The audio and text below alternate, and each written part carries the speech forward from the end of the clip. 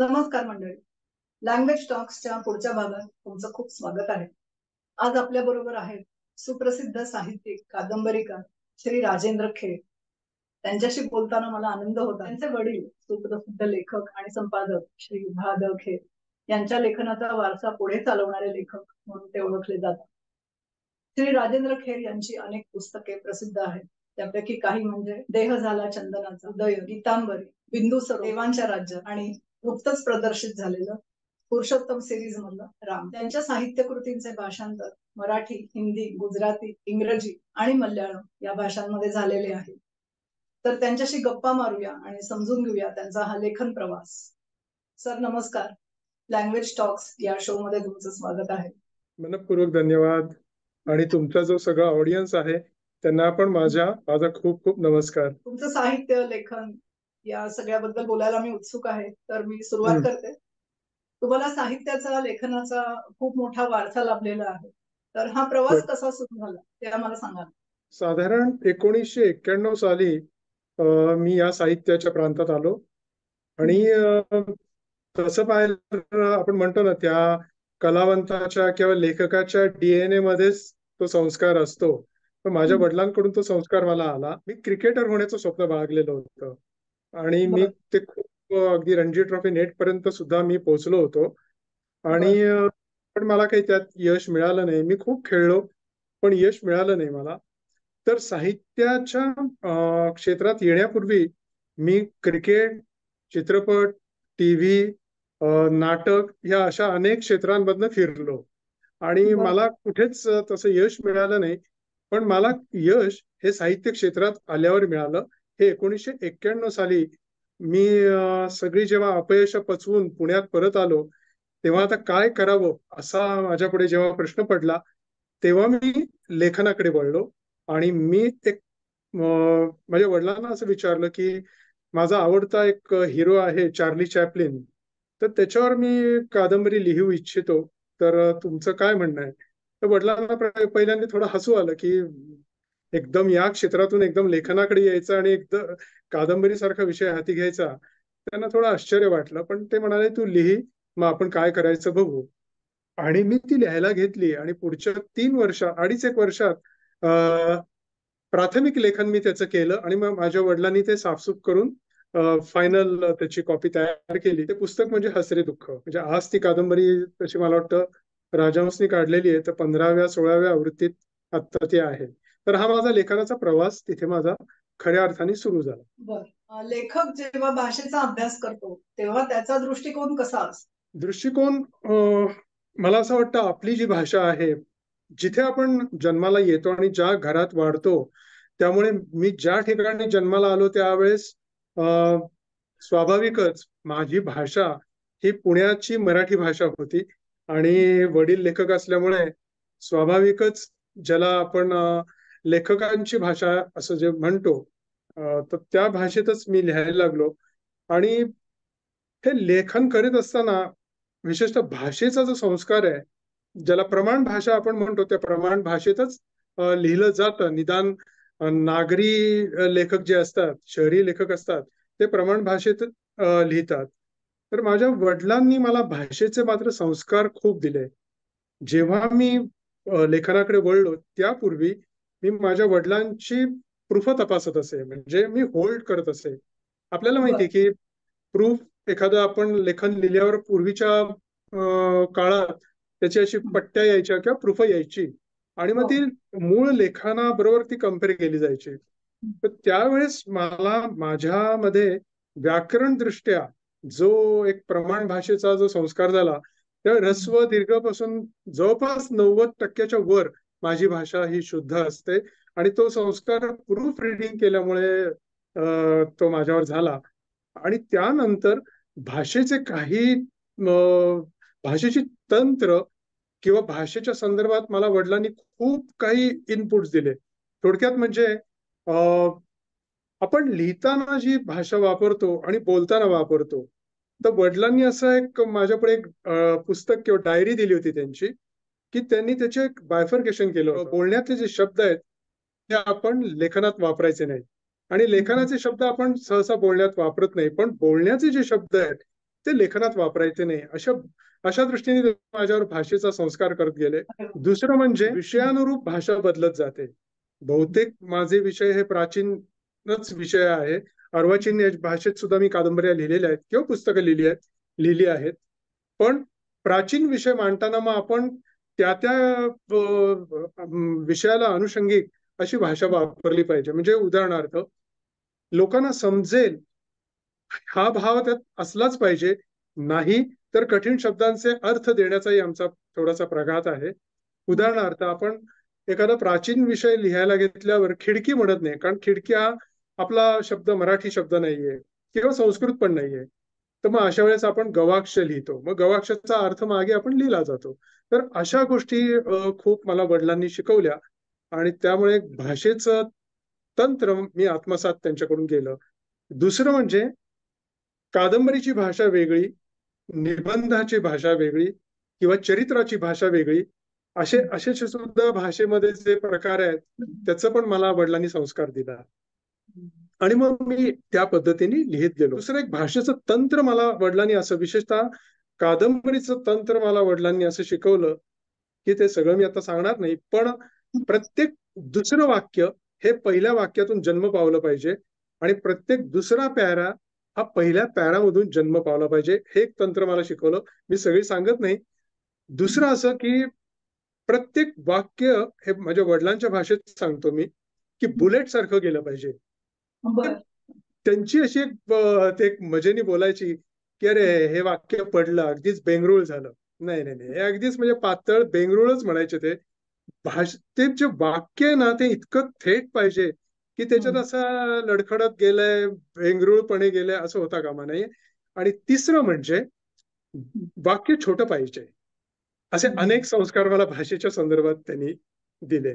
आणखी एक त्यातला एक बारीकसा मुद्दा सांगतो की माझे वडील नेहमी सांगायचे की दुरान्वयाची वाक्य कधी करायची नाही. म्हणजे भाषेच्या संदर्भात आपण विचारताय म्हणून की खूप वेळा काय होतं की वाक्य ही दुरान्वयाची केली जातात आणि तिथे वाचनीयता खणते. आमची पुस्तकं किंवा आम्हाला जी पत्र येतात की आम्ही एकदा पुस्तक हातात घेतल्यावर ते ठेवावंसच वाटलं नाही, पूर्ण करूनच ठेवलं. हे का होतं तर याच्या मागे एक तंत्र आहे ते. आणि ते तंत्र त्यातला एक भाग म्हणजे दुरान्वयाची वाक्य कधी असता कामा नये. हे मला वडिलांनी शिकवलं. म्हणजे तुम्हाला एक उदाहरण देतो. आमच्या एका लेखकांनी लिहिलं होतं, जे ते मी संपादन पण खूप पुस्तकांचं केलं. आमचं जे विहंग प्रकाशन आहे त्याच्या संदर्भात जी आम्ही पुस्तकं प्रकाशित केली त्याचं संपादनही मी खूप केलं. तर एकाने लिहिलं होतं, राजकोषातून मारणाऱ्याला बक्षीस दिलं जाईल. हा इथे अन्वय गेला, बॅलन्स गेला. मी ते दुरुस्त केलं, मारणाऱ्याला राजकोषातून बक्षीस दिलं जाईल. आलं का लक्षात? राजकोषातून मारणाऱ्याला बक्षीस दिलं जाईल, मारणाऱ्याला राजकोषातून बक्षीस दिलं जाईल. इतक्या छोट्या गोष्टीतून आम्ही वाक्य तयार करतो, म्हणून ते वाचनीय होतं.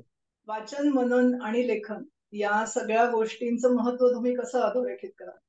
वाचन मनन तर हवंच. म्हणजे जर का लेखक व्हायचं असेल तर वाचन, अफाट पुस्तकांचं वाचन केलं पाहिजे, मनन केलं पाहिजे, चिंतन केलं पाहिजे. हा भाग आहेच.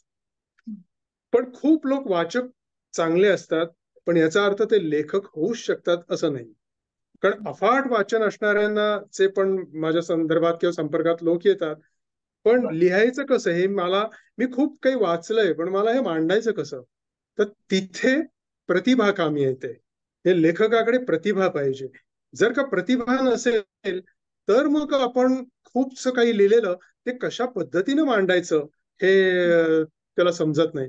त्यामुळे आणि पुन्हा मांडताना वाचनीयता जाता कामा नये. म्हणजे तुमचं पुस्तक हातात घेतल्यावर ते आता बास झालं, आता हे सोडून देऊ असं होता कामा नये. मग त्यासाठी जे प्रतिभेची आवश्यकता असते, जसं आपण कवितेच्या संदर्भात म्हणतो की प्रतिभा आवश्यक असते कवींसाठी, तसंच कादंबरीकारासाठी, आणि मी कादंबरीकार आहे म्हणून सांगतो, कादंबरीकारासाठी प्रतिभा आवश्यक असते.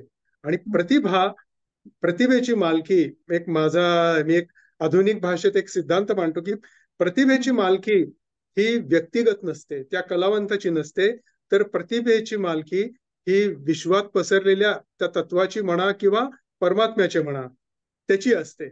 आणि ती प्रतिभा मग लेखक असो, संगीतकार असो, कुणी असो, त्याच्यातनं वरून डाउनलोडिंग होते. म्हणजे तुमचं त्याच्याशी कनेक्शन झालं, एकदा तुम्ही त्या विषयाच्या आतमध्ये गेलात की सुचायला लागतं आणि कागदावर उतरायला लागतं. ही जी प्रतिभेचा भाग आहे हा तो वरचा असतो, परमात्म्याचा असतो. त्यामुळे ते डाउनलोडिंग होतं आणि आपल्या हातून लेखन होतं. मला पुष्कळ वेळा असं वाटतं की हे मी कधी लिहिलं आणि कसं लिहिलं, कारण ते त्यावेळेस डाउनलोडिंग झालेलं असतं. तर हा वाचन मनन हा भाग आहेच, पण त्याला प्रतिभेचं स्पर्श पाहिजे, तरच त्याला व्हॅल्यू येते त्याला. आणि मग असं वाटतं की ते घडून जातं. म्हणजे आणखी एक तुम्हाला उदाहरण देतो याच्या बाबतीत की आता जसं म्हणलं की प्रतिभेची मालकी आपली नसते. पुस्तक लिहिलं जातं, कला घडून जाते आणि त्यावेळेस कलावंत म्हणतो अरे हे माझ्या हातून घडून गेलं. हे कसं होतं? तर संगीताचा एक भाग आहे. खूप मोठी गायिका होती शास्त्रीय संगीतातली. रेडिओवर पण ती खूप ठिकाणी गायली. तिच्या अनेक रेकॉर्ड्स पूर्वीच्या काळात आहेत किंवा मैफली खूप झाल्या होत्या. तर संगीताचा वारसा माझ्याकडे आल्यामुळे त्या भाषेला एक लय येते. जेव्हा तुमच्याकडे प्रतिभा असते ना, त्या भाषेला नाद येतो. हे मला वडिलांनी पण शिकवलं होतं की भाषा अशी नादमय पाहिजे आणि त्या भाषेला लय पण पाहिजे. तर हे येण्यासाठी त्या संगीताचा पण उपयोग होतो. संगीतामध्ये आपल्याला आपला अभ्यास असेल किंवा ज्यांचा अभ्यास असेल त्यांना माहित असेल की तंबोऱ्यावर आपण षड्ज लावला म्हणजे सा लावला आणि पंचम लावला म्हणजे प लावला. हे षड्ज आणि पंचम हे अत्यंत उत्तमपणे लागले गेले आणि आपण तंबोरा छेडला तर त्याच्यातून अव्यक्त न छेडलेला असा गंधार प्रकट होतो. म्हणजे गंधार छेडला नाही, छेडला षड्ज आणि पंचम आणि प्रकट झाला गंधार. तो जो अव्यक्त गंधार आहे तसंच लेखक त्याचा विचार आणि याच्यातून प्रतिभा अशी प्रस्फुरित होत असते. तसं करता कर्म करता आणि तो परिणाम सिद्ध होत असतो. तसं लेखक ती लेखणी हातात घेतल्यावर त्याचं जर एकदा आपलं तिथे साधर्म्य साधलं गेलं तर ती प्रतिभा तिथे आपोआप प्रस्फुरित होते म्हणा किंवा ती उतरते. तर षड्ज पंचम आणि गंधार अव्यक्त न छेडलेला गंधार प्रकट होतो. तशी ती प्रतिभा ती प्रकट होते कागदावर. पौराणिक कथा किंवा ऐतिहासिक कथा आणि कल्पना यांचं मिश्रण करून साहित्यकृती निर्माण करणं हे खूप क्लिष्ट काम आहे. तुम्ही सहजपणे करता तर आम्हाला त्याचं रहस्य सांगा. एक तर मला आवडतात म्हणजे मला पौराणिक काळ किंवा आपण प्राचीन इतिहासात प्राग इतिहास म्हणू त्याला, तो काळ मला खूप आवडतो. आणि जसं खूप लोकांना इतिहास म्हणजे आता अर्वाचीन इतिहास वाचायला म्हणजे साधारण 1000 वर्षांपासूनचा पुढचा इतिहास खूप लोकांना आवडतो. त्याची पुस्तकही भरभरून खपतात आणि लोक प्रेमही करतात. तसा मला व्यक्तिगत मला प्राग इतिहास अतिप्राचीन इतिहास खूप आवडतो आणि हे मला पहिल्यापासून आहे. माझ्यामध्ये ती आवड आहे आणि मग इतिहास तो वाचल्यावर मग त्याच्यासाठी मी अभ्यास प्रचंड करतो. म्हणजे उदाहरणार्थ जेव्हा धनंजय लिहिली तेव्हा महाभारत किंवा रामायण किंवा प्राग इतिहास हा माझ्या खूप आवडीचा विषय आहे. आणि तो त्यावर काही लिहिताना माझ्या मनात असं त्यावेळेस आलं की माझ्या घरातच महाभारताचे भांडारकर आवृत्तीचे 15 खंड आहेत जे संस्कृत हिंदी आहे आणि दुसरं चिंतामण विनायक वैद्यशास्त्रींचे 13 खंड आहेत. आता हे एवढं वाचण्यासाठी आज कुणाला वेळ पण नाहीये. आणि जेव्हा मी त्यातले मायनॉर डिटेल्स वाचतो किंवा विशेषतः उपसंहार मध्ये खूपच शास्त्रीजींनी इतके डिटेल्स दिलेले आहेत ज्याला आजच्या भाषेत डिटेलिंग म्हणतो आपण कादंबरीसाठी, ते इतके दिलेत की असं वाटतं की महाभारत हे काव्य नसून किंवा रामायण हे काव्य नसून तो घडून गेलेला इतिहास आहे. पण दुर्दैवाने आपल्याकडे काय झालं की आपली ही 2 महाकाव्य म्हणजे कल्पित आहेत असं मधल्या 100-200 वर्षात इतकं बिंबवलं गेलं. तर मला असं वाटलं की हे सामान्य लोकांपर्यंत आणण्यासाठी कादंबरी हा अतिशय उत्तम मार्ग आहे. आणि त्या दृष्टीने मी ती महाभारतावरच्या, कारण एवढं वाचायला 25,000 पानं वाचायला कुणाला आज वेळ नाही, पण तो वास्तविक इतिहास त्यातल्या वास्तविक नोंदी घेऊन मग मी धनंजय सारखी कादंबरी, रामली पहिला भाग आला ह्या कादंबऱ्या किंवा उदयन माझी ज्याला दुर्गा भागवतांनी भारतातलं 3रं महाकाव्य म्हटलेलं आहे उदयन कादंबरीला. म्हणजे वाल्मिकी व्यास गुणाढ्य यांच्या ज्या कलाकृती आहेत हे इतिहासच होते, ते आणण्याची मला खूप आवड पण आहे. अजून खूप काही गोष्टी आणायच्या पण आहेत. पण तो वास्तविक इतिहास घडून गेला याचं वास्तविक दर्शन घडवण्यासाठी कादंबरीचा हा फॉर्म जो आहे, कादंबरीचं माध्यम आहे, ते अतिशय प्रभावी आहे असं मला वाटतं. आणि म्हणून मी ते मला आवडतं.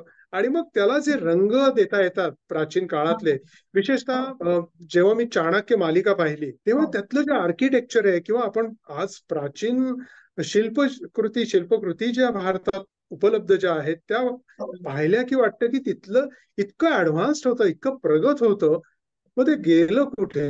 आणि हे सगळं मी कादंबरीत, मग विचार असतील, शास्त्र असतील, मंत्र असतील, आर्किओलॉजी म्हणजे पुरातत्वशास्त्र असेल, हे सगळं मी आणण्याचा प्रयत्न करतो. त्यातून एक समाजाचं कार्य पण होतं की आपण ज्याला कल्पित काव्य म्हणत होतो त्याला लोक वास्तविक इतिहास तरी मानायला लागतात.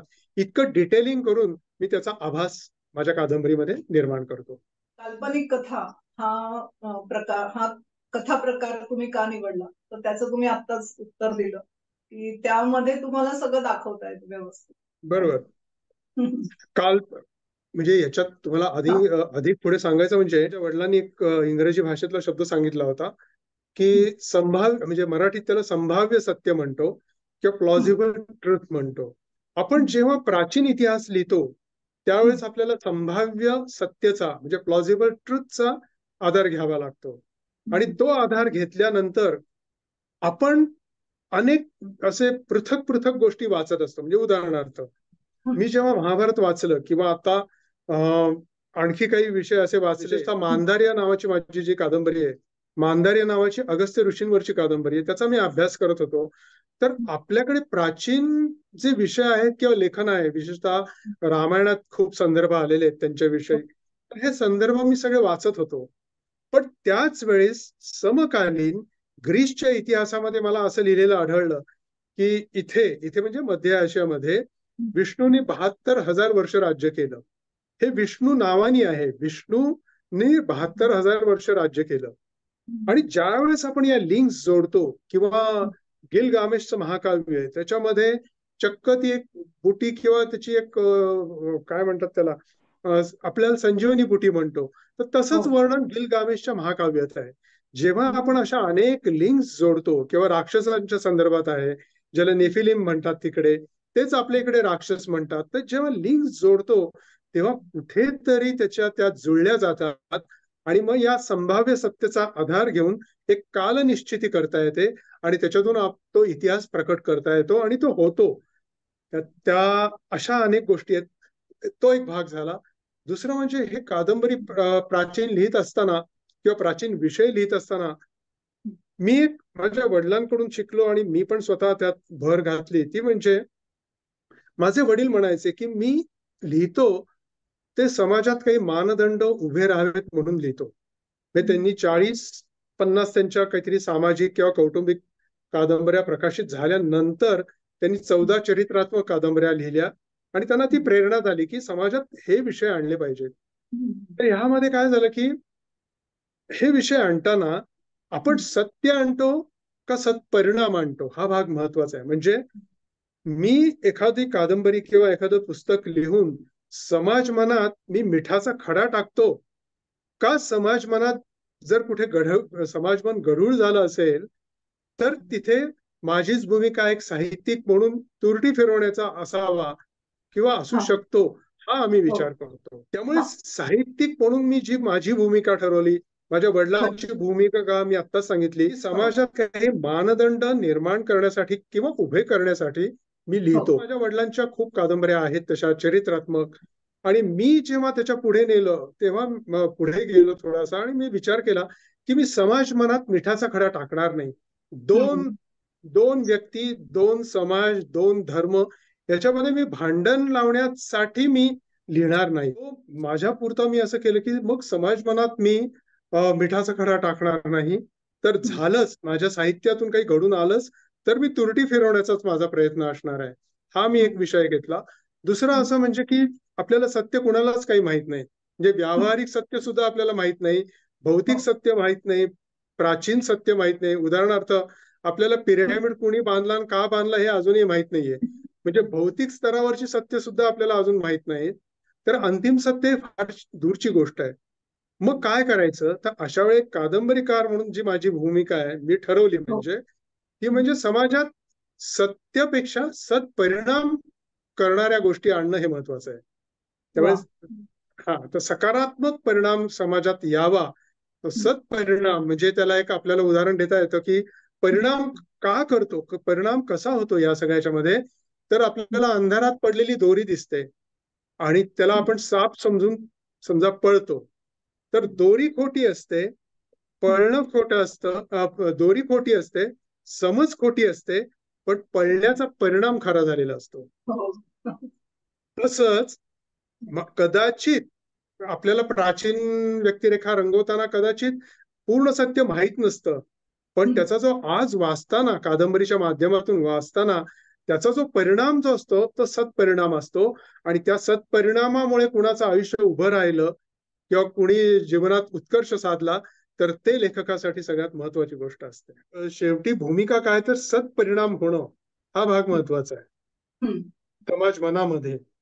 आणि माझ्या लेखनामुळे विद्रोह माजत असेल किंवा होणार असेल तर असं लेखन करू नये किंवा लेखकांनी तेवढी आपण भान ठेवलं पाहिजे हा पण विचार आहे. कारण सगळं सत्य आपलं जरी माहित असलं, खूप गोष्टी अशा असतात की माहित असतात पण त्या लिहायच्या नसतात, लगेच समाज मनावर परिणाम होऊ शकतो, विपरीत परिणाम होऊ शकतो. त्यामुळे सत्परिणाम हा सगळ्यात महत्वाचा भाग आहे.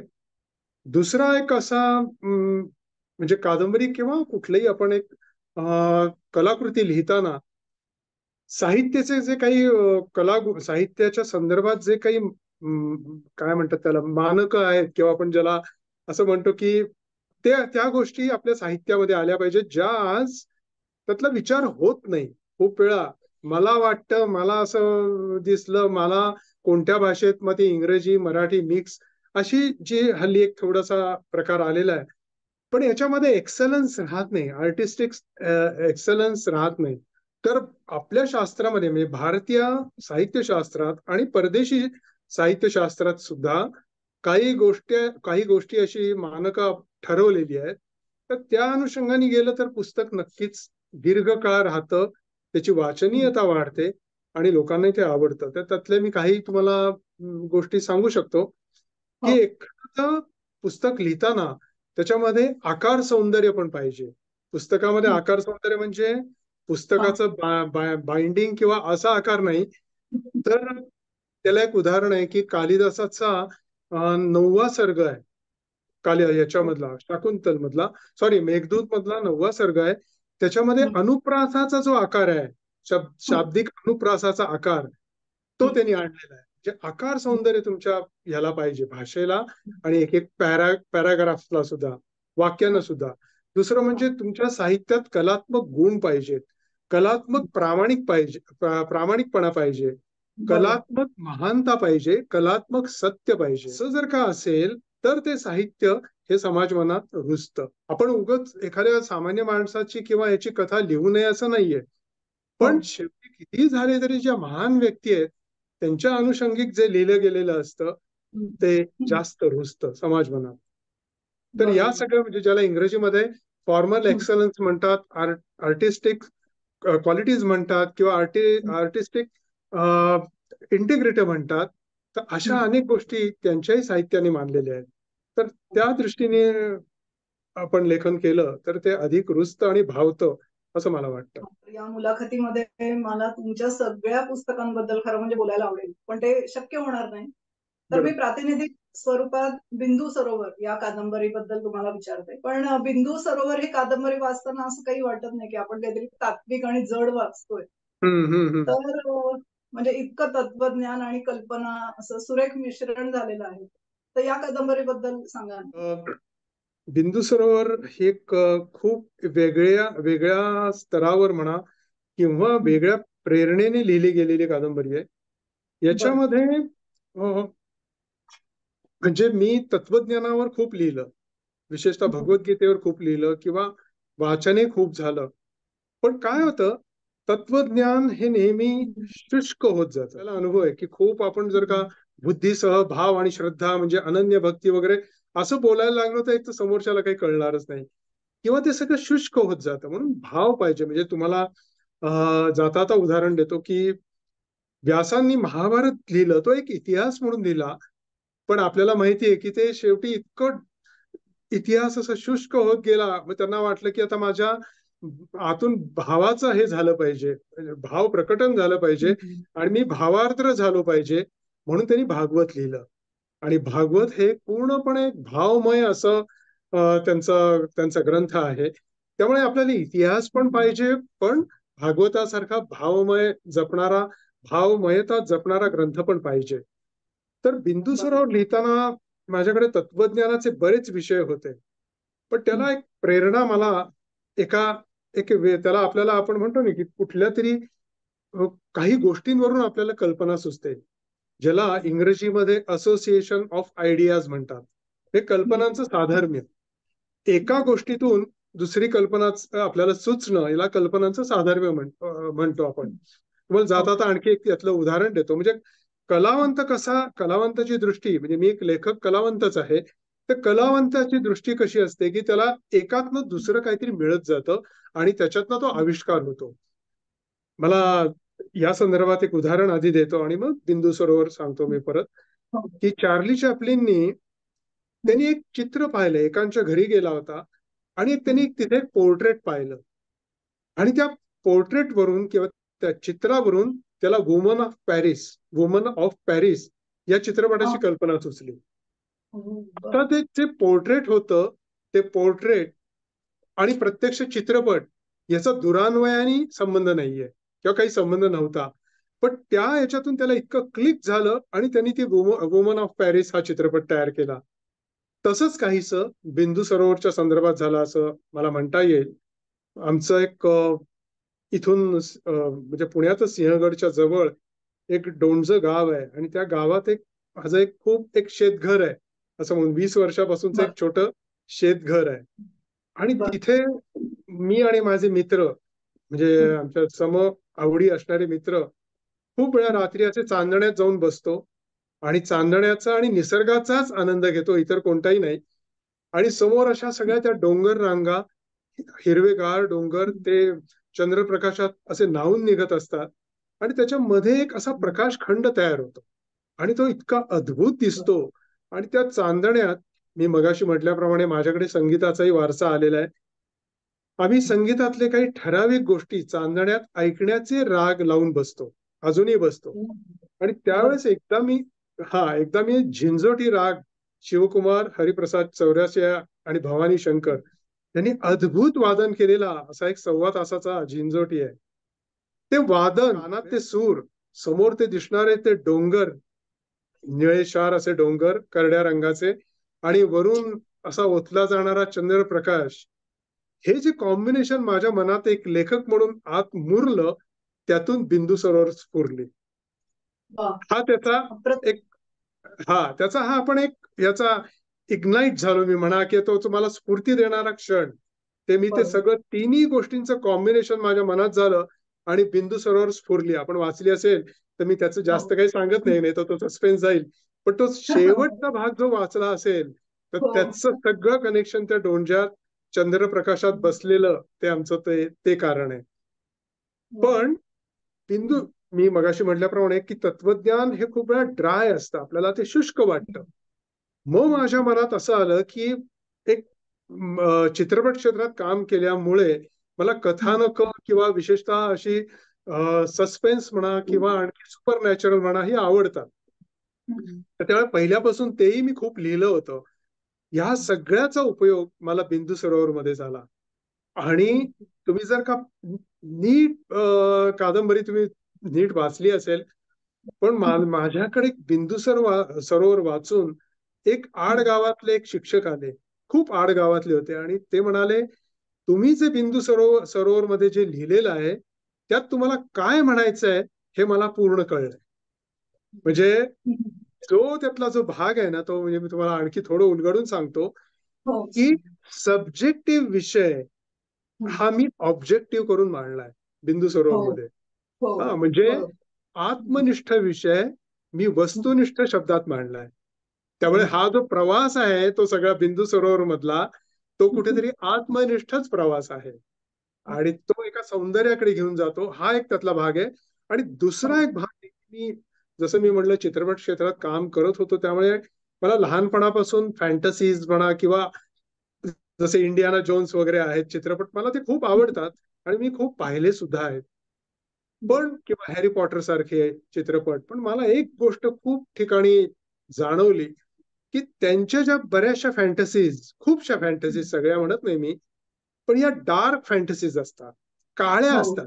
सगळं असं चेटकीण, ते गूढ आणि असं ते वातावरण तिथलं असं ते आनंददायी नसतं. आणि तीच गोष्ट भारतीय लेखक, भारतीय मानसिकता कशी असते, तो डार्क फॅन्टसी नाही रंगवत. म्हणजे जे अनुकरण करतात ते रंगवतात, पण मला वाटलं की याची डिव्हाइन फॅन्टसी रंगवावी आपण, बिंदू सरोवरची, की लोकांना आनंद मिळाला पाहिजे त्याच्यातून. तर हाच सगळ्या त्या बिंदू सरोवर मागचा माझा विचार होता. आणि एकदा मी ते सस्पेन्स ठरवला, पण तुम्हाला आश्चर्य वाटेल की ते काय होतं तत्व, त्या पेटीत काय होतं, ते काय तिथे उलगडणार होतं हे मला माहित नव्हतं. मी लिहित गेलो, त्या व्यक्तिरेखा कागदावर आपोआप आकार घेत गेल्या आणि त्या ज्या डबीत किंवा त्याची काय पेटी होती त्याच्यात जे तत्व होतं त्यांनी स्वतः आकार घेतला आणि ते शेवटपर्यंत त्यांनी नेलं. हे मी फक्त वन लाईन लिहिलेली होती आणि हे फुलत गेलं. तर हे जे मी डाउनलोडिंग म्हणतो ना, तर हे अशा पद्धतीने होऊन गेलं. तो स्पर्श झाला प्रतिभेचा. हा, म्हणायचं तो सगळा उतरला. लेखन करताना संशोधनावर तुमचा खूप भर असतो, तर संशोधनाची तुमची प्रक्रिया कशी असते? म्हणजे थोडीशी तुम्ही सुरुवातीला सांगितली, पण अजून सांगितलं तरी आवडेल. अच्छा, लेखन करताना एकतर मी प्राचीन विषयच घेतले आणि प्राचीन विषय, मगाशी मी काही विषयांचा उल्लेख केला, त्याच्यामध्ये उदयन ही जी माझी कादंबरी आहे, म्हणजे तुम्ही उदयन, वासवदत्ता वगैरे अशी जी प्रतिज्ञा, योगंधरायण अशी भासाची नाटकं आहेत, त्याच्यावर प्राचीन संस्कृत नाटकं आहेत आणि ही सुद्धा नाटकं बृहत कथेवर आधारलेली आहेत किंवा कथा सरित सागर मध्ये ते सगळे विषय येऊन गेलेले आहेत. तर प्राचीन विषयांचा अभ्यास करताना एक तर तुम्हाला एक कुठलं तरी आधारभूत घ्यावं लागतं. म्हणजे बृहत कथा मी आधार घेतला, पण त्याचबरोबर मी इतर त्या अनुषंगिक जे जे साहित्य मला मिळेल ते मी वाचत जातो. त्यामध्ये माझ्या वडिलांनी, विशेषतः नासी फडक्यांनी, म्हणजे नासी फडक्यांना लेखन शैलीच्या बाबतीत माझे वडील गुरु मानायचे. तर त्याच्यामध्ये फडक्यांनी प्रतिभा साधन आपण वाचलं असेल तर ते जे लिहिलेलं होतं, तर त्यातल्या काही गोष्टी आपोआप माझ्या अंगवळणी पडल्या होत्या. तर माझ्या वडिलांनी मला तो फडक्यांचा एक विचार सांगितला होता आणि तोही मला पटला होता. त्याच्यात मी थोडेफार फेरबदल करून मी एक शैली बनवली. म्हणजे आता तुम्हाला उदाहरण सांगतो, की तुम्ही जर विचारलात की प्राचीन विषय, त्याचा अभ्यास, त्याचा ते आणि पुन्हा ते कादंबरीत मांडणं, या गोष्टी खूप कठीण आहेत, सोप्या नाहीयेत. तर हे करताना माझ्या वडिलांनी काही कानमंत्र जे मला दिले होते, त्यातला फडक्यांचा एक विचार होता. तो विचार असा की अति माहिती ही कादंबरीला मारक ठरते. अति इन्फॉर्मेशन, थोडक्यात हल्ली आपण म्हणतो ना डिटेलिंग करत जा, पण त्याला काहीतरी भान ठेवलं पाहिजे. डिटेलिंग करण्याचं भान ठेवलं पाहिजे आणि ते जर का नाही ठेवलं तर माणूस, तो वाचक असतो, ती कादंबरी दुसरीकडे ठेवून देतो बाजूला. तुम्हाला जर का वाचक पकडून ठेवायचा असेल तर अति माहिती द्यायची नाही, पण माहिती जी द्यायची ती द्यायचीच, पण अति द्यायची नाही. मग हे कसं करायचं, तर त्याची एक गुंफण असते. म्हणजे माझ्याकडे सगळ्या वाचनानंतर जो एक डेटा तयार होतो त्याच्या मी एक नोट्स काढतो आणि त्याच्यामध्ये त्या नोट्स तयार झाल्यानंतर त्याची प्रकरण मी पाडतो. प्रकरण पाडल्यावर त्यामध्ये माहिती कशी गुंफायची, जी आपल्याला द्यायचीच आहे, माहिती तर द्यायचीच आहे. म्हणजे उदाहरणार्थ तुम्ही धनंजय मध्ये मी राजवाड्याची वर्णनं केली आहेत किंवा प्रत्येक व्यक्तिरेखेचं वर्णन केलंय, तर ती माहिती देताना वर्णनासाठी वर्णन कधी करायचं नाही. म्हणजे आम्ही करत नाही. वर्णनासाठी वर्णन म्हणजे एक पानभर राजवाड्याचंच वर्णन, तसं करायचं नाही. तर त्याची काही तंत्र मी आत्मसात केली, ती म्हणजे एक साक्षात पद्धत म्हणून आहे. फडक्यांनी त्याचं वर्णन खूप केलेलं आहे. साक्षात पद्धत म्हणजे थोडं वर्णन आपण करायचं, म्हणजे ऍज अ कादंबरीकार आपण थोडं वर्णन करायचं, मग तिथे 2 व्यक्तिरेखा किंवा ज्या कोण 4 व्यक्तिरेखा असतील त्यांचे संभाषण गुंफायचं. त्या संभाषणातून मध्ये जो इंटरव्हल आपल्याला हवाय, ती एखादी व्यक्तिरेखा, त्या समजा तो कक्ष आहे, समजा तो राजवाडा आहे, त्या राजवाड्याच्या कक्षात बसलेत, त्याच्यात थोडा काही क्षण शांततेत गेला आणि त्यांनी आजूबाजूला बघितलं. मग त्यांनी काय बघितलं त्याचं वर्णन करायचं, म्हणजे माहिती द्यायचीच आहे. किंवा त्यांनी नेपोलियनची मी कादंबरी लिहिली की दिग्विजय म्हणून, मग ते गप्पा मारतायत बुरेन आणि नेपोलियन, आणि त्या चर्चा विषय येतोच आहे. थोडी मध्ये मध्ये कादंबरीकार माहिती टाकतोय, पण सगळीच माहिती तिथे होल्डॉल सारखी तिथे टाकायची नाही. मग नेपोलियननी मध्येच पाणी प्यायलं का काय प्यायलं असेल आणि त्यांनी खिडकी बाहेर बघितलं, मग त्याला घोड्या गाड्या जाताना दिसल्या, ते महिला दिसल्या वगैरे वगैरे वर्णन एका पॅरात तिथेच करायची. म्हणजे वाचक सुटत नाही. ते खूप वेळा नाही तर वाचक काय करतात, ती वर्णनं टाळून पुढे जातात. पण इथे काय होतं, त्याला ती वाचावीच लागतात आणि वाचक सुटत नाही. संदर्भ त्याला ती वाचावंच लागतं. आणि तिसरं एक तंत्र, मी जेव्हा तुम्ही म्हणा म्हणजे कसे विषय प्राचीन आणि संदर्भ कसे करता, तर केवळ वाचन नसतं, त्याच्या मागे हा सगळा अभ्यास येतोच.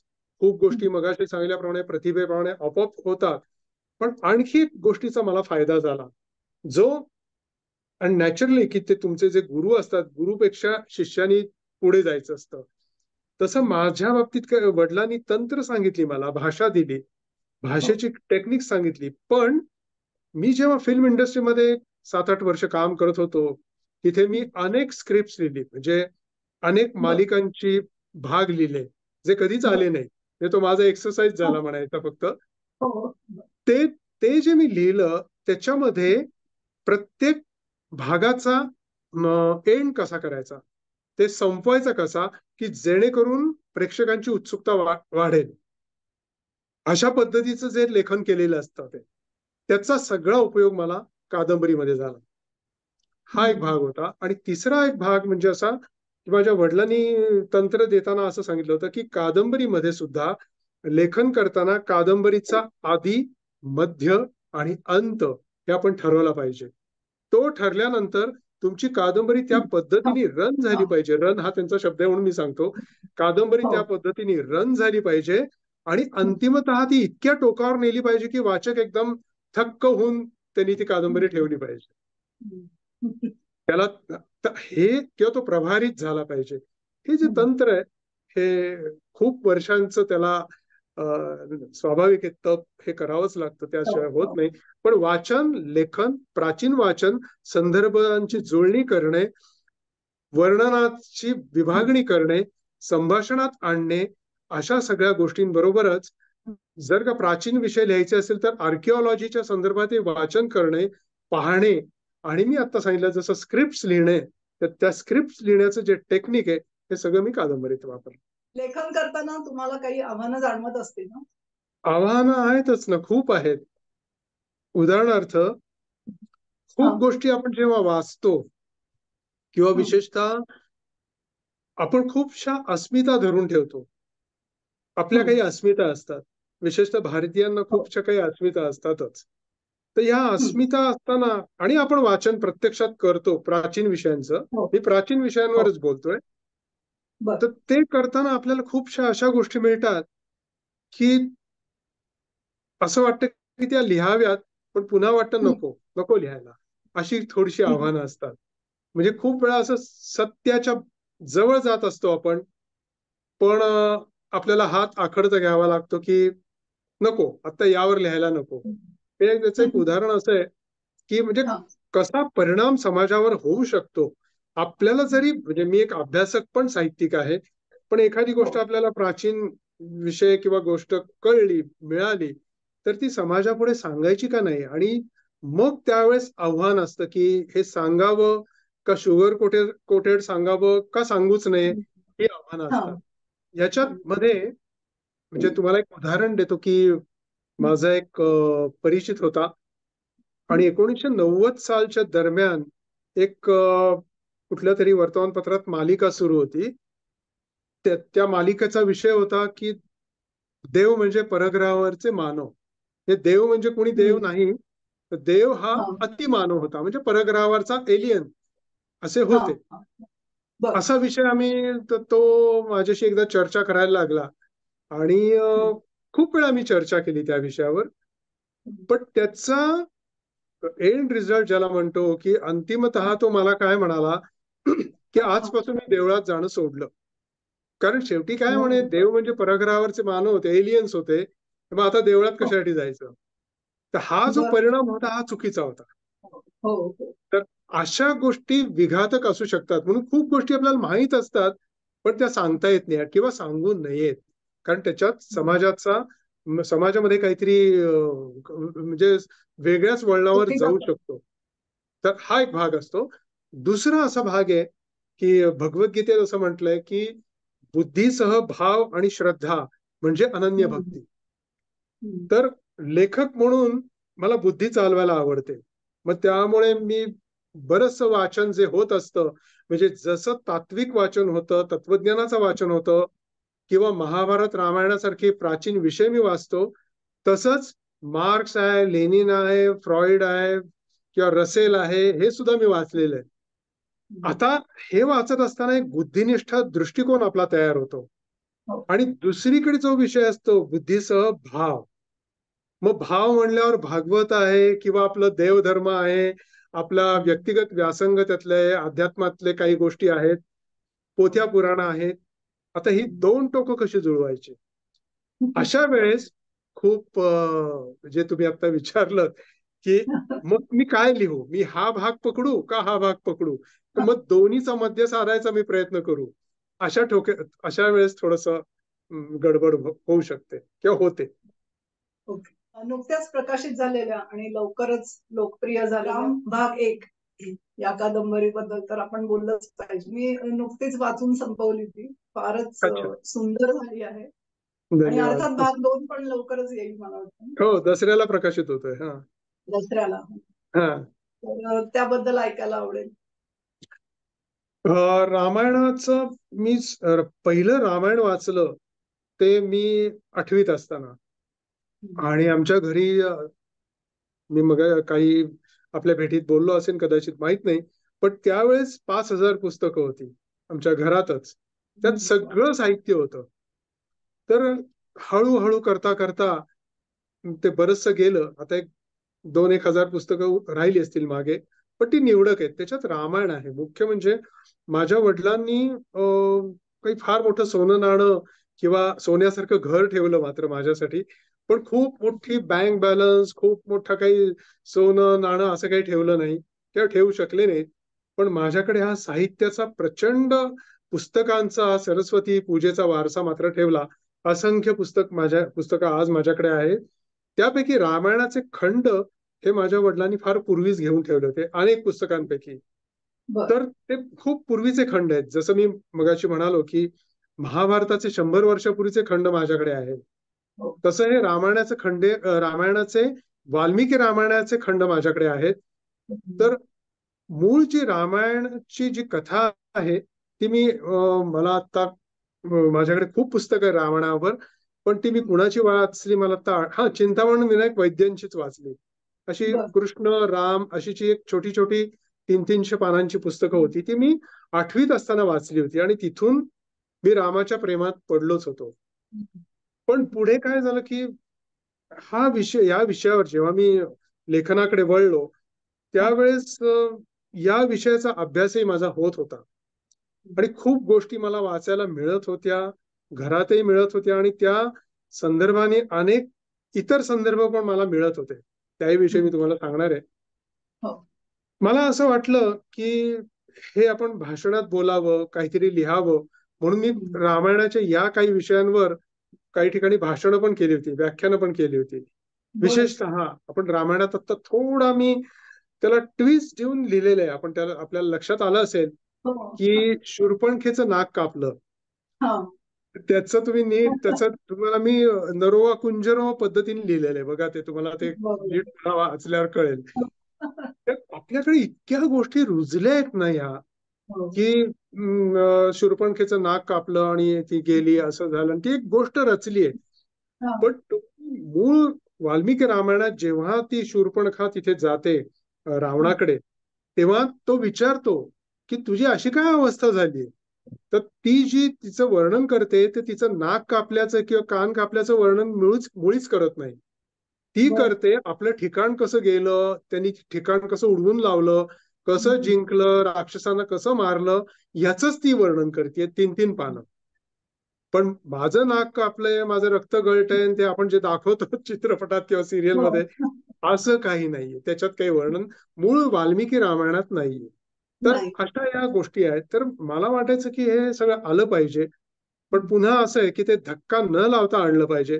तर असं ट्रिकीली मी या गोष्टी आणल्या.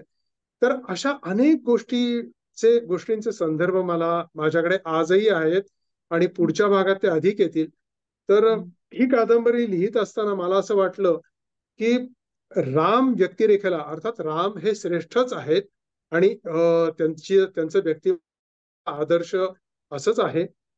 पण मी मूळ जे काही वाचलंय किंवा त्याचे जे काही संदर्भ मला मिळाले, त्या अनुषंगानं जे मी आज लिहितोय किंवा पुढचा भाग आपण जेव्हा वाचाल तेव्हा कळेल किंवा वाचकांना कळेल की जेवढा राम आपण आज एक देव म्हणून त्याला आपण श्रेष्ठ समजतो, त्याच्यापेक्षा तो कितीतरी पटीने मोठा होता. म्हणजे माझ्या कादंबरीनी रामाविषयीची समज, मला वाटतं जी आज आपली आत्ताची समज आहे ती प्रचंड विशाल होईल, एवढं त्याचं कर्तृत्व आहे.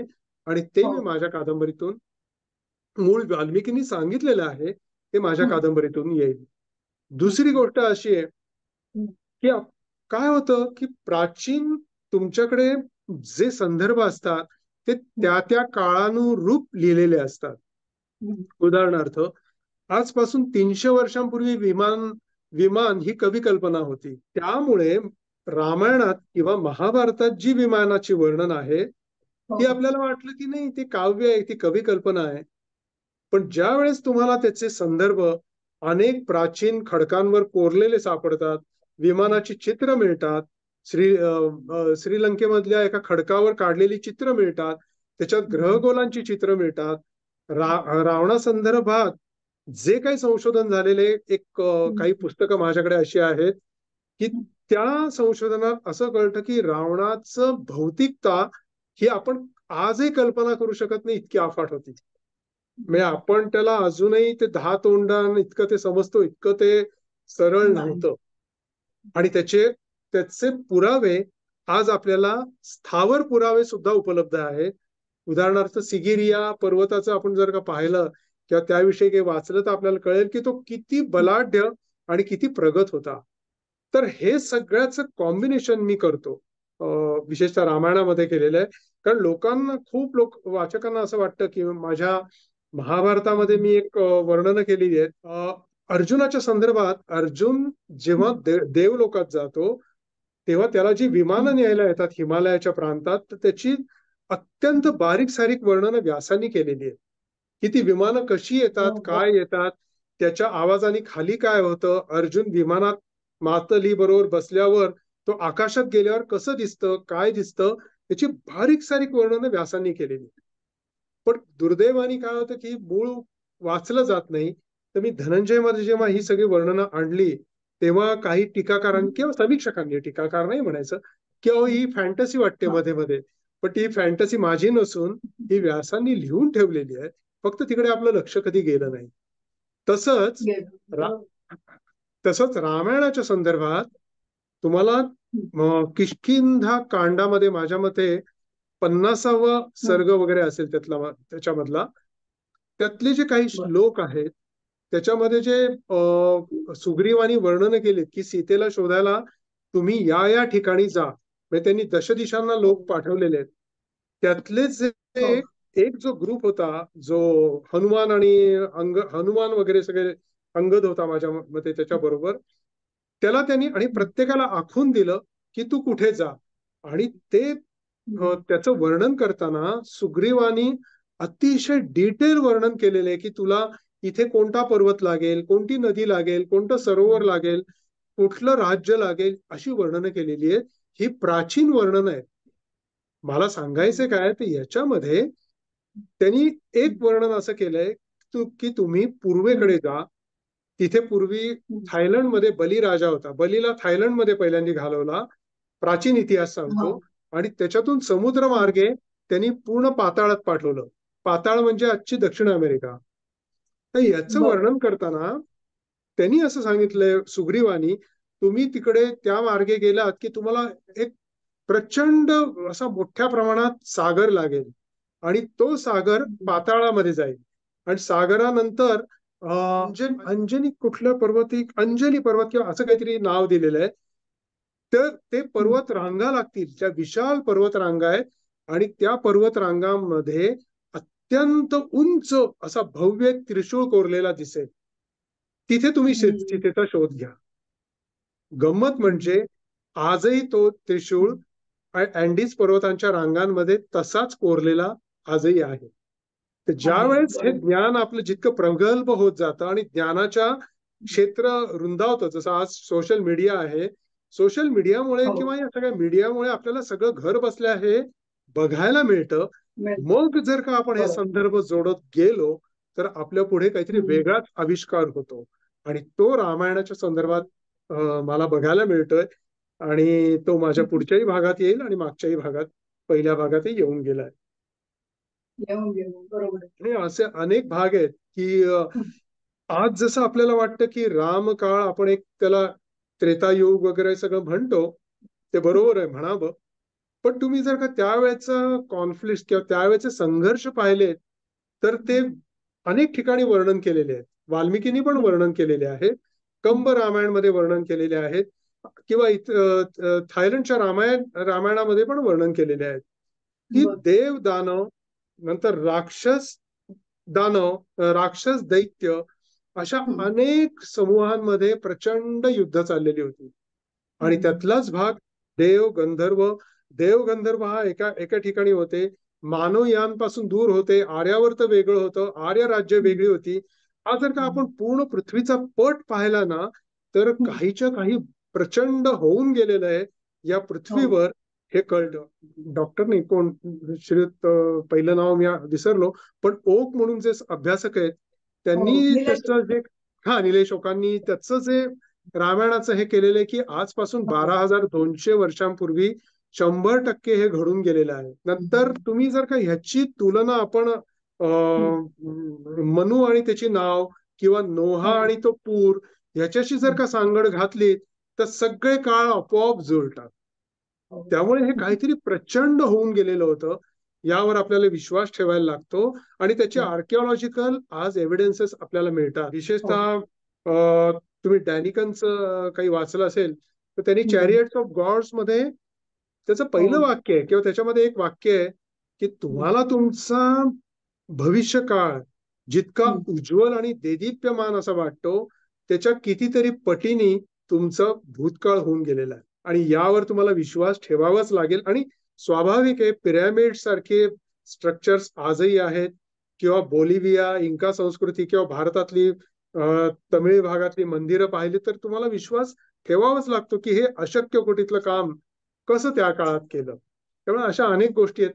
हे संदर्भ जुळवून जेव्हा आपण पुन्हा रामायण लिहितो, पुन्हा त्याकडे बघतो, तेव्हा आपल्या पुढे काहीतरी वेगळाच इतिहास साकार होतो आणि तो माझ्या या 2 भागांमधनं मी लिहिण्याचा प्रयत्न करतोय. अरे वा, खूपच छान आहे. तुम्हाला इतर कोणत्या भाषा कोण आवडतात? मला इंग्रजी आवडते. इंग्रजी मधलं साहित्य माझ्या घरात मी म्हटल्याप्रमाणे खूप साहित्य आहे इंग्रजीमध्ये. म्हणजे माझ्या वडिलांनी जेम्स हिल्टन, पॉल बक किंवा डाफने डू मॉरियर वगैरे यांच्यापासून, अगाथा ख्रिस्ती पासून ते पूर्वीचं सगळं ते वाचन झालेलं आहे.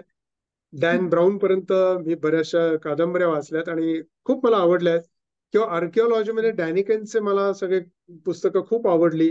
सिटचीनची पुस्तकं मला खूप आवडली, जिचारिया सिटचीनची, किंवा अशी मला आवडतात. इंग्रजी साहित्यात एक वेगळे, किंवा डॉक्टर ब्रायन व्हाईसची पुस्तकं मला, किंवा पीटर रसेलची पुस्तकं, ग्रेग ब्रॅडनची आहेत, पॉल वॉलिसची आहेत. अशी म्हणजे कादंबऱ्या आणि वैचारिक हे दोन्ही मला वाचाय. फ्रॉइड वगैरे सगळं मी सांगितलंच, रसेल किंवा ड्युरंट आहेच माझ्याकडे, तेही मी वाचतो. पण हे वाचत असताना हिंदीतलंही साहित्य, भगवती चरण वर्मा जे चित्रलेखा कादंबरी आहे, किंवा अशा अनेक जे काही हिंदीतले साहित्य आहेत, साहित्यिक आहेत, त्यांच्याही कादंबऱ्या. पण इंग्लिश मला आवडते. आणि दुसरा एक भाग असा आहे की आतापर्यंतचा आपला एक तो ट्रेंड होता, तुम्ही गेल्या एक 100 वर्षापूर्वीचा काळ पर्यंतचा काळ बघितला असेल तर इंग्रजी साहित्य श्रेष्ठच आहे, त्यात काही वाद नाही. पण खूपसा काळ असा होता की त्याचे अनुवाद करणं आणि इकडे आपल्या पुढे ते मांडणं विषय, हा ट्रेंड खूप चालू आहे आज. आणि खूप त्यावर एक प्रभाव पण होता, म्हणजे अनेक साहित्यिकांवर इंग्रजी साहित्याचा किंवा लेखन शैलीचाही प्रभाव होता आणि खूप आहे पण. आणि ते चांगलं पण आहे, त्यात काही मला हे करायचं नाहीये. पण माझ्या बाबतीत एक मी ठरवलं, किंवा माझ्या वडिलांचा विचार असा होता की अरे, म्हणजे पुभा भावे म्हणत की अरे आम्ही सुद्धा जेम्स हिल्टन सारखं लिहितो रे, पण आमचं पुस्तक 1000 खपता खपता मारामार येते.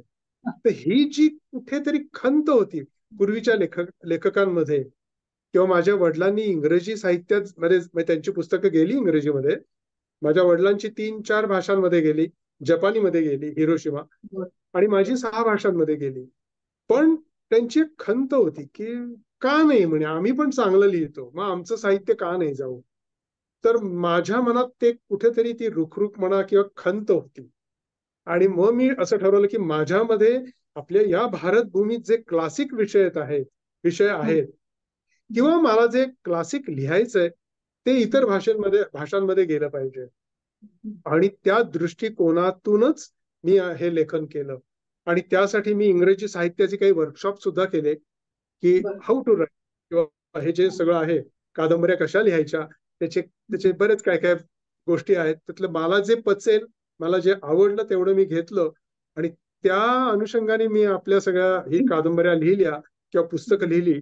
आणि तसे मी प्रयत्न पण खूप केले की त्या इंग्रजीमध्ये किंवा अन्य भाषांमध्ये जाण्यासाठी. आणि आज माझे 4-5 कादंबऱ्या तरी इंग्रजीमध्ये आहेत. गीतांबरी इंग्रजीमध्ये अमेरिकेत पब्लिश झाली, द सॉंग ऑफ साल्वेशन म्हणून, किंवा आता माझी बिंदू सरोवर इंग्लिशमध्ये आली. अशा सगळ्या उदयन प्लॅटिनम प्रेसनी काढली.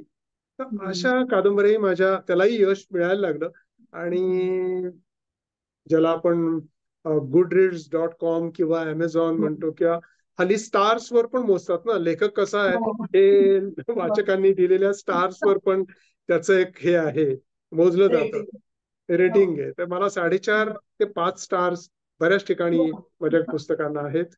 तर माझे जे प्रयत्न आहेत त्याला वाचकांचा प्रतिसाद आजही मिळतोय. 20-20 वर्ष, मी 28 वर्ष लिहितोय, अजून आवृत्त्या खपतात. कारण मराठीमध्ये आवृत्ती येणं नवीन ही खूप अवघड गोष्ट असते. हल्ली तर प्रिंट ऑन डिमांडवर आलेलं आहे, म्हणजे 24 प्रती 12 प्रती अशा. तर याही काळामध्ये काही 1000 प्रती माझ्या खपतात, 10,000, 20,000, 50,000 प्रती संपतात. तर हे कुठेतरी जे काही ठरवलं होतं आणि त्याच्यासाठी जी काय मी परिश्रम घेतले, म्हणजे उदाहरणार्थ मी देह झाला चंदनाचा, आमच्या पूजनीय पांडुरंग शास्त्री आठवलेंच्या जीवनावरची जी माझी कादंबरी आहे, ती मी जवळपास 3.5 वर्ष लिहित होतो आणि ती 3 वेळा मी रिराईट केली. तर धनंजय मी 3 वर्ष लिहित होतो.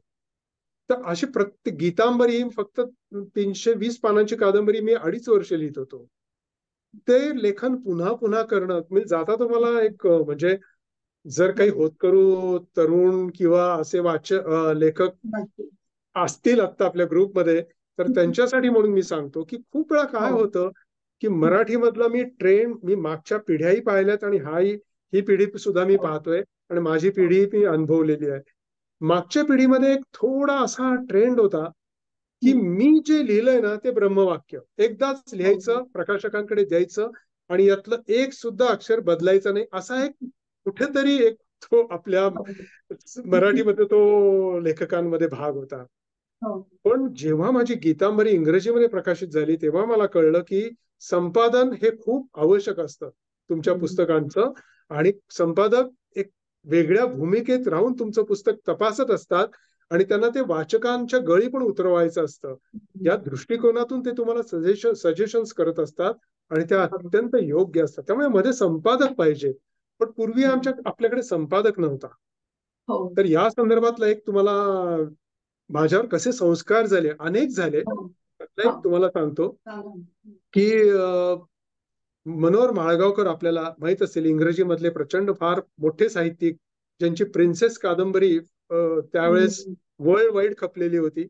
आणि जी हॅमिश हॅमिल्टन जे लंडनच्या प्रकाशकांनी पब्लिश केली होती, तर ती म्हणजे आता आज काही उघड करायला हरकत नाही, पण त्यांना प्रिन्सेस जेव्हा त्यांची पहिली कादंबरी, पहिली आवृत्ती प्रकाशित झाली 1965 साली, म्हणजे संस्थानांच्या विलिनीकरणावरती कादंबरी आहे, तर त्याचा अनुवाद माझ्या वडिलांनी केला, भादखेरांनी केला.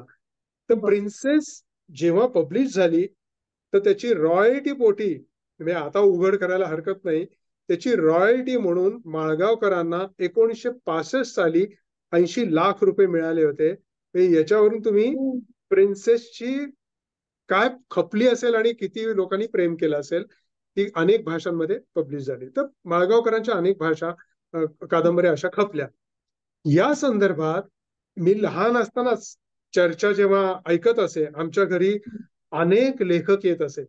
असत अनेक लेखकांना माझ्या वडिलांनी, केसरीचे सहसंपादक होते, त्यामुळे अनेक लेखकांना माझ्या वडिलांनी लिहितं केलं. मी नावं सांगत नाही, पण अनेक मोठे लेखक आहेत जे तुम्हाला माहिती आहेत, त्यांना माझ्या वडिलांनी लिहितं केलं. तर आमच्या घरी अनेक लेखक असे यायचे. त्या ज्या चर्चा व्हायच्या ना, विशेषतः माटे यायचे, माट्यांचे माझ्या वडिलांचे खूप घनिष्ठ संबंध, तर त्या बरेच अनुभव माझे वडील मला सांगायचे. माळगावकरांच्या संदर्भातला तो जो अनुभव होता की ज्यांची प्रिन्सेस खपली एवढी, तर माळगावकरांनी एकदा माझ्या वडिलांना सांगितलं की काय होतं म्हणे, की तुम्हाला संपादन हे व्हायलाच पाहिजे तुमच्या प्रत्येक पुस्तकाचं, तर तुमचा प्रॉडक्ट जो आहे तो चांगला होतो. तर त्या संदर्भात माळगावकरांनी माझ्या वडिलांना सांगितलं की हॅमिश हॅमिल्टनच्या संपादकांनी मला ही प्रिन्सेस कादंबरी ही 27 वेळा दुरुस्त करायला लावली, आणि मी 27 वेळा ती दुरुस्त केली, म्हणून ती खपली. हे आज होतकरू लेखकांनी लक्षात ठेवलं. मी आज लक्षात ठेवलं पाहिजे की आज मी काहीतरी लिहितो आणि उद्या एकदम ते प्रचंड खपलं आणि मला पैसे मिळाले या याच्यात जाता कामा नये. आपला प्रॉडक्ट उत्तमच केला पाहिजे, तरच त्याला मग जगाच्या याच्यावर. आता आज मला 28 वर्ष झाली, पण माझी नेपोलियनची 15वी आवृत्ती आली, किंवा हसरे दुःखची 16वी आवृत्ती आली, किंवा देहजाला चंदनाची जवळपास आता 40वी आवृत्ती येते. हे का होतं, तर मूळ आपण मेहनत घेतली पाहिजे खूप, म्हणून संपादन हे झालंच पाहिजे आणि त्यावर आपण लेखकांनी खूप विचार केला पाहिजे. ओके, खूप महत्वाचा मुद्दा आहे. हा महत्वाचा मुद्दा होता. मी थोडा पुन्हा मागे जातो की मी लेखक कसा झालो, किंवा हे जे आपण सुरुवातीला आपण एक विचारतो तसं, तो मी थोडस काही सांगितलं. पण मला आता आठवलं की माझे वडील केसरीचे सहसंपादक होते आणि सह्याद्रीचे संपादक होते. तर त्यामुळे काय होतं, केसरी हे असं ठिकाण होतं की तिथे अतिशय म्हणजे फ्रिक्वेंटली मोठमोठे लेखक, कलावंत, लता मंगेशकर सारख्या गायिका, त्यांच्यासारख्या गायिका, अशी मोठी व्यक्तिमत्व तिथे येत असत.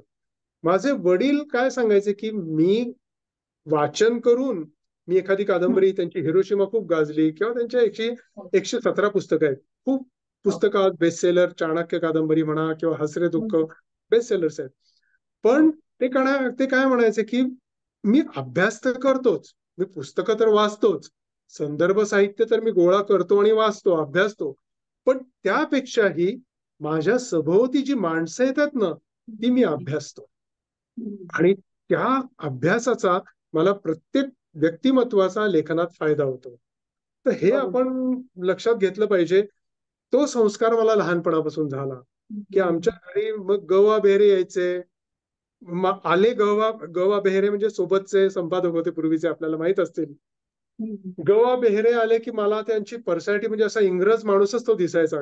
निळे डोळे, उंच, पहाडासारखे उंच. ते आले की मी लहान होतो, 5-6 वर्षाचे, की मला उचलायचे आणि कपाटावर ठेवायचे. माटे मास्तर आमच्या घरी यायचे, तेव्हा वडिलांचं लग्न झालं नव्हतं, पण आमच्या घरी सलग 17 वर्ष माटे सर, श्रीम माटे फार मोठे लेखक, तसेच माझे वडीलही त्यांच्या घरी जायचे आणि त्यांच्या ज्या चर्चा व्हायच्या. मग माटे, गवा बेहरे, माझे वडील हे डेक्कनवर फिरायला जायचे आणि त्याच्यात त्यांच्या इतक्या गप्पा व्हायच्या, साहित्यिक गप्पा. त्यावेळेस तुम्हाला माहिती की 4 सायकली असते, जंगली महाराज रोडवर 4 सायकली असतात. तर अशा ह्याच्यात त्यांच्या गप्पा फुलायच्या आणि ते जे सगळं जे त्या चर्चा होत, त्या वडील मला सांगत किंवा ते जेव्हा सांगायचे कुणाला ते मी ऐकत असे. मग वि.स. वाळिंबे आहेत, ग.वा. बेहरे आहेत, माटे आहेत, जयंतराव टिळकांशी संबंध खूप मोठे, अनेक लोकांची, यशवंतराव चव्हाणांची अनेकदा चर्चा होत असे, ते आम्हाला कळत असे, किंवा यशवंतराव मला मांडीवर घेऊन बसत असत. अशा अनेक गोष्टी आहेत की त्यामुळे आपलं जी जडणघडण आहे ना, ते अशा व्यक्तिमत्वांच्या बरोबरीने जेव्हा होते, तेव्हा आपल्याला तो अंदाज येतो की समाजात कशा पद्धतीने लिहिलं पाहिजे, ती व्यक्तिमत्वांनी काय लिहिलेलं आहे. तर खांडेकर माझ्या वडिलांचे मामे भाऊच होते, किंवा नासी फडक्यांना माझे वडील गुरु मानायचे, मी त्यांच्याकडे जात असे. शिवाजी सावंत मला मुलाप्रमाणे मानायचे, त्यांच्याकडे माझ्या चर्चा होत असत. अशा अनेक गोष्टी आहेत की ज्याच्यातून मी स्वतःही घडत गेलो, आणि वडिलांनी मला खूप असा जुना काळ आणि जुने विचार माझ्यामध्ये रुजवले होते. तर याच्यामधून एक साहित्यिक घडतो, आणि मग तो साहित्यिक तात्पुरता नसतो, मग ती त्याची जीवननिष्ठा बनून जाते, ती त्याची कर्मनिष्ठा बनते. आणि जी कर्मनिष्ठा माझ्या वडिलांची होती की जी अखेरपर्यंत लिहित राहिले. म्हणजे तुम्हाला एक जाता उदाहरण सांगतो. माझे वडील 4 वर्ष अंथरुणात होते, बेड रिडन ज्याला म्हणतो तसे अंथरुणात होते. वयाच्या 90व्या वर्षी त्यांनी बालगंधर्वांवर कादंबरी गंधर्व गाथा म्हणून लिहिली स्वतः. त्याचे डोळे पूर्ण गेले होते आणि त्यांनी अशी ती कादंबरी लिहिली. माझ्या सासऱ्यांनी त्यांना वाचनाची मदत केली. पण ती कादंबरी जेव्हा मी संपादनासाठी घेतली, तेव्हा त्यातलं एक अक्षर सुद्धा मी बदललं नाही, इतकं ते सॉलिड लेखन होतं. दुसरं, त्यानंतर त्यांनी ज्ञानेश्वर माऊलींवर कादंबरी लिहिली, संजीवन म्हणून. ती वयाच्या 90 नंतर लिहिली, आणि त्यानंतर ते पडले आणि 4 वर्ष ते अंथरुणात होते. मला सांगायचंय काय की कशी जीवननिष्ठा असते आपली, कशी विजिगीषू वृत्ती ज्याला म्हणतो ना, आय कॅन डू, मी करू शकतो. तर ही जी वृत्ती असते ना, त्याच्यातून मग आता मी निवृत्त झाल्यावर काय करणार, मग आता मला हा विचारच येत नाही. माझे वडील जेव्हा 4 वर्ष अंथरुणात होते, तेव्हा शेवटच्या काही महिन्यात एकदा मला जवळ बोलावलं आणि मला म्हणाले, अरे ते अब्राहम लिंकनवर कादंबरी लिहायची ना माझी, अजून राहिली आहे ती, त्यासाठी अमेरिकेत गेलं पाहिजे. म्हणजे त्यांच्या मनात काही महिन्यांनी आपला मृत्यू आहे हे डोक्यात पण नव्हते. त्यांना त्यांची निष्ठा त्यांच्या लेखनावर होती. तर हे सगळं जे आहे ना, या पद्धतीची निष्ठा ती त्यांनी माझ्यामध्ये भिनवली आणि भिनली गेली. वा, हे तर खूपच छान उदाहरण. आणखी एक तुम्हाला उदाहरण सांगतो की लेखक हा, म्हणजे माझे वडील म्हणायचे की पेठेत बसून लेखक होत नाही. नुसता मी घरी बसलोय आणि कल्पना केली आणि तसं नाहीये. तुम्हाला समाजात हे जावंच लागतं. समाज तुम्हाला शिकवत असतो, प्रत्येक व्यक्तिमत्व तुम्हाला शिकवत असतं. किंवा तुम्ही एखाद्या, माझ्या वडिलांनी जेव्हा हिरोशिमावर कादंबरी लिहिली, तेव्हा ते हिरोशिमात गेले, त्या अणुबॉम्बनी जे संहारामुळे जे त्याच्यामध्ये होरपळलेले लोक होते त्यांना भेटले, त्यांच्या मुलाखती घेतल्या, त्यांनी प्रचंड पुस्तकं तिथून आणली, त्या स्थळांना भेटी दिल्या आणि हिरोशिमा लिहिली. तर तुम्हाला काही अशा गोष्टी, तुम्हाला अनुभव पाहिजे. त्या संदर्भात मी तुम्हाला सांगतो की नुसतं माझ्या वडिलांच्या भाषेत पेठेत बसून होत नाही. तुम्हाला जीवनात अतिशय समृद्ध असा अनुभव लागतो लेखन करताना. उदाहरणार्थ, मी थोडा मगाशी उल्लेख केला की क्रिकेटमध्ये मला पूर्ण अपयश आलं. म्हणजे भारतासाठी 10 फास्ट बॉलर निवडले गेले की ज्यांना ट्रेनिंग दिलं गेलं 3 वर्ष, त्यात मी एक होतो. पण मी मुंबईला पण खेळलो माटुंगा जिमखानावर, पण ज्याच्यात मी रवी शास्त्री वगैरे टीममेट्स होते, पण मला यश नाही मिळालं. आणि माझ्या प्रत्येक करिअरमध्ये मी तुम्हाला गमतीने एक गोष्ट सांगतो की प्रत्येक करिअर मी केली, मी कोणकोणत्या करिअर केल्या सांगतो. क्रिकेट खेळलो, पण क्रिकेटमध्ये आता अगदी शेवटी यश मिळवायचं, तिथे मी जो खड्ड्यात गेलो तो पूर्ण माझी करिअर पानिपत झालं. पण क्रिकेटमुळे मला बँकेत नोकरी मिळाली. पण 2 वर्ष नोकरी केली, पण मला कळलं की हे माझं जीवन नाहीये. त्याच वेळेस मला चित्रपटात क्षेत्रात मला आवड होती, कारण मी एका नाट्य संस्थेत पण जात असे. तर तिथे मला ती संधी मिळाली. माझ्या वडिलांच्या Hiroshima कादंबरीवर Prakash Mehra TV serial करणार होते, म्हणून मला ती संधी मिळाली. मग मी चित्रपट क्षेत्रात गेलो. आणि काही दिग्दर्शन केली. मी खूपशे टीव्ही चॅनेलला एपिसोड्स दिग्दर्शित केले एका चॅनेलला. आणि आता मला माझं स्वतःची सिरियल किंवा स्वतःच चित्रपट, आता मला ते करायचं काही, तर मी आजारपणात गेलो. प्रचंड म्हणजे मृत्यू जवळनं पाहिले आणि मी कोलॅप्स झाली ती करिअर आणि मी पुण्यात येऊन बसलो. तिसरं म्हणजे मी मॉडेलिंग केलं, क्रिकेट खेळलो जसं सांगितलं, चित्रपटात दिग्दर्शन केलं, ऍक्टिंगचे प्रयत्न केले, संगीताचे प्रयत्न केले, पेटीवादन मी करतो, हार्मोनियम वाजवतो, संतूर वाजवतो. या सगळ्या ह्याच्यामध्ये माझं सगळं पानिपत झालं. आणि मग ह्या सगळ्याचे अनुभव म्हणजे तुम्हाला कॅमेराच्या पुढे आपल्याला जे दिसत असतं ते वेगळं जगत असतं. कॅमेरा मागचं वास्तविक जगत मी पाहिलेलं आहे 9 वर्ष. तर ते बरोबर. तितकंसं सांगण्याजोगं नसतं. हा सगळा अनुभव आणि पूजनीय पांडुरंग शास्त्रींच्या जीवनावर जी मी कादंबरी लिहिली, त्यासाठी मी कच्छपर्यंत अक्षरशः वाड्या वस्त्या, कोळी ज्याला सागरपुत्र म्हणतात त्यांचे कोळी वाडे, झोपडी झोपडीत मी गेलो. शेतकरी, अरे आगरी, सागरी, वाघरी या लोकांचं जीवन मी जवळनं पाहिलं, ती कादंबरी लिहिली. त्यामुळे तुम्हाला कादंबरीकाराला एक मोठा आवाका मिळतो, एक मोठा अवकाश तुमच्या आत तयार होतो. म्हणून मग कादंबरीमध्ये आपल्याला ती बलस्थानं असतात किंवा ते अत्यंत बरोबर. फर्मली आपण गोष्टी लिहू शकतो. तर हा अनुभव सगळा मला जीवनात आला आणि कदाचित हा अनुभव देवाने आधी दिला आणि आता माझ्या हातून जेव्हा सरस्वती पूजा सुरू झाली तेव्हा मात्र मला यशाची, आपण एक इंग्रजीमध्ये तुम्ही साऊंड ऑफ म्युझिक मध्ये एक छान वाक्य आहे हा. की जेव्हा देव सगळी दारं तुमची बंद करून टाकतो तेव्हा त्यांनी एक झरोका तुमच्यासाठी उघडा ठेवलेला असतो. माझ्यासाठी हा लेखनाचा सगळी दारं, सगळ्या माझ्या करिअर कोलॅप्स झाल्या, पानिपत झालं, पण लेखनाचा, साहित्य क्षेत्राचा एक झरोका माझ्यासाठी उघडा ठेवला आणि त्या झरोक्यात पहिल्या पुस्तकापासून मला यश मिळालं. क्या बात. फॅन्टास्टिक. हा, म्हणजे मला असं वाटतं की जीवन म्हणजे मानवी जीवन हे आपलं शिक्षणच असतं आणि आपण प्रत्येक गोष्ट यातून शिकत असतो आणि अनुभव घेत असतो. म्हणजे मनुष्य जेव्हा, म्हणजे माझं आणखी एक पुस्तक आहे मृत्यूचा सोहळा आणि परलोकाचं स्वरूप, त्यामुळे तोही अनुभव आणि तोही अभ्यास माझा प्रचंड झाला 1990 सालापासून. कारण मी जवळपास 3 वेळा मृत्यू जवळनं पाहिला आणि अगदी लास्ट स्टेज आणि तिथून मी परत आलेलो आहे. त्या पण आलो आणि जसं म्हणजे तो आला आणि त्यांनी जिंकलं असंच काहीसं झालं की पूर्ण गेलेलो मी पुन्हा इकडे येऊन आज मला यश मिळालं म्हणून.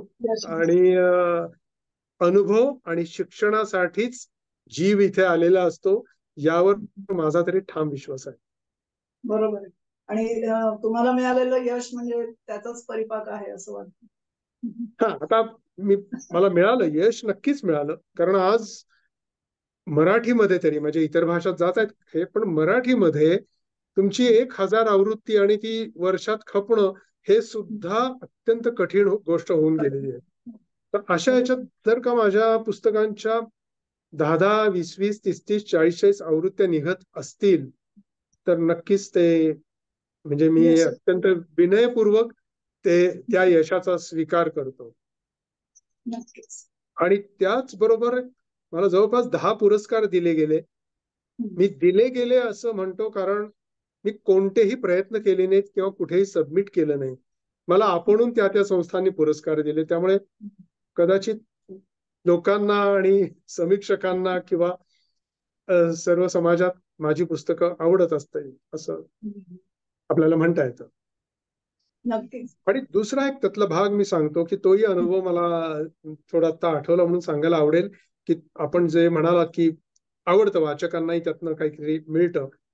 मला आता ईमेल प्रकार आला, पण जेव्हा मी देह झाला चंदनाचा किंवा हसरे दुःख किंवा गीतांबरी, हसरे दुःख मी प्राथमिक लेखन केले म्हणून मी हसरे दुःख म्हणतोय, पण गीतांबरी, देह झाला चंदनाचा, धनंजय अशा जेव्हा 2003 सालापर्यंत माझे पुस्तकं, कादंबऱ्या आल्या, प्रकाशित झाल्या, तेव्हा ईमेल किंवा हा प्रकार फार रुजलेला नव्हता. तर मला अक्षरशः 800 पत्र आलेली त्यावेळेस.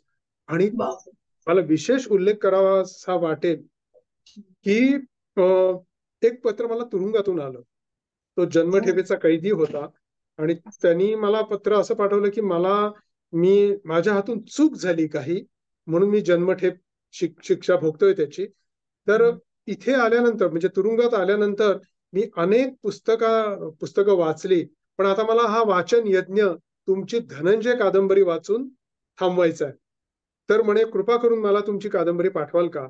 मला इतका आनंद झाला, म्हणजे अनेक पत्रांपैकी हे एक पत्र होतं आणि मी तातडीने ते माझं धनंजय स्वाक्षरी करून नाशिकला पाठवून दिलं. पण आश्चर्य, आणि मी सप्रेम भेट म्हणून पाठवून दिलं त्या कैद्याला. पण त्यांनी मला 8 दिवसात त्या पुस्तकाचं जे काही मूल्य होतं, किंमत होती, ती मला मनी ऑर्डरनी पाठवली. म्हणजे कसं तो एक अनुभव होता. आणि अशी असंख्य पत्र आहेत, त्यातलं एक प्रातिनिधिक पत्र मी आपल्याला सांगतो की तुमचं हसरे दुःख कादंबरी वाचून, म्हणजे स्वाभाविक वडिलांना होतं, पण त्यातला मी अर्धा लेखक असल्यामुळे मी सांगतो की तुमचं हसरे दुःख ही कादंबरी वाचून माझा मृत्यू टळला. तर ते कसं झालं ते त्यांनी लिहिलेलं आहे की ही कादंबरी, मी आत्महत्या करायला निघालो होतो आणि ठरवलं होतं म्हणे, कारण मला जीवनात सगळं अपयश आलं होतं, तर आत्महत्या करायला मी निघालो. पण त्याच वेळेस माझ्या मित्रांनी म्हणे मला हसरे दुःख कादंबरी वाचायला दिली, चार्ली चॅप्लिनच्या जीवनावरची. आणि त्या चार्लीचं दुःख आणि त्याच्या वाट्याला जे दुर्दैवाचे दशावतार आलेले होते ते जेव्हा मी वाचले, आणि त्यातून तो मनुष्य उठून आंतरराष्ट्रीय कीर्तीचा एक महान अभिनेता होतो, तर मी साधं 4 पैसे नाही का मिळवू शकत? हा म्हणे माझ्या विचार मनात आला. मी आत्महत्येचा विचार रद्द केला आणि मी आता एक पानाची टपरी टाकलीये आणि आता माझी जीविका उत्तम चाललेली आहे. म्हणजे एक कादंबरी काय करू शकते, अशी मी असंख्य पत्र आहेत, म्हणजे हे एक नाहीये, असंख्य. तर मला असं वाटतं की साहित्यिकाची ही फार मोठी जबाबदारी आहे की मी मगाशी म्हटल्याप्रमाणे की सत्परिणाम घडवणारं साहित्य लिहिलं गेलं पाहिजे. तर ते समाजाला आणि समाजाची उन्नत होण्यासाठी, समाज आणि व्यक्ती उन्नत होण्यासाठी साहित्यिकाची फार मोठी जबाबदारी आहे. तुम्ही इतकं छान सांगताय आणि मी भारावून गेलीये तुमचं प्रवास ऐकून, आणि मुलाखत थांबवण्याची अजिबात इच्छा नाही. मी तुम्हाला शेवट एक छान करतो. म्हणजे मला आता पुन्हा आठवलं बघा, म्हणजे काय होतं की खूप आत रुजलेलं असतं, आत डिपॉझिट असतं, त्याचं कधीतरी बाहेर येतं.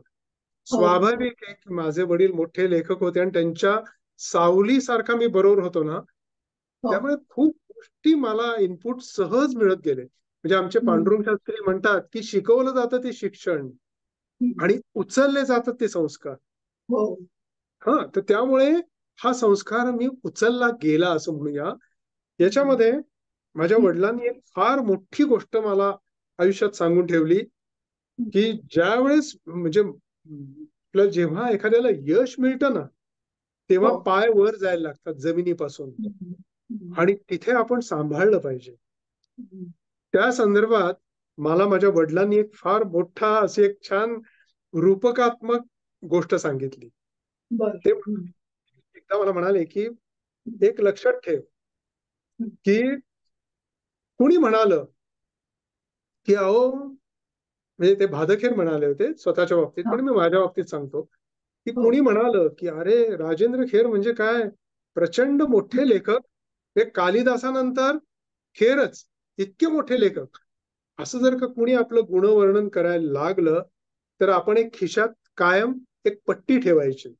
त्या पट्टीचं त्यांनी नाव दिलेलं होतं. त्या पट्टीचं नाव होतं पात्रता मापक पट्टी. ती आपण व्हर्च्युअल पट्टी आहे, ती लगेच मनोमन काढायची खिशातून आणि बघायचं, अरे मोठा आणि महान लेखक कसला, कालिदासाच्या नखाची सुद्धा आम्हाला सर नाही एवढा तो मोठा. तर ठीक आहे, तुमचं एक तुम्ही गुणवर्णन करताय, ठीक आहे, म्हणून पट्टी पुन्हा ठेवून द्यायची.